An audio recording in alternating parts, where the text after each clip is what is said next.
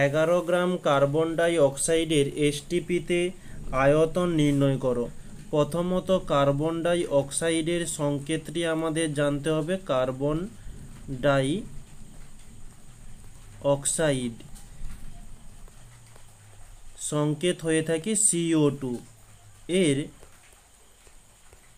আণবিক ভর কার্বনের জন্য 12 ও এর জন্য 16, দুটি ও রয়েছে তাই 2 দিয়ে গুণ দিলাম, তাহলে পাচ্ছি 12 + 16 দুগুণে 32, এটা যোগ করলে হচ্ছে 44 গ্রাম। এখন আমরা জানি যে কোনো গ্যাসের আণবিক ভর সমান আয়তন হয়ে থাকে 22.4 লিটার। তাহলে এখানে আমরা লিখব এসটিপিতে 44 গ্রাম CO2 এর আয়তন 22.4 লিটার।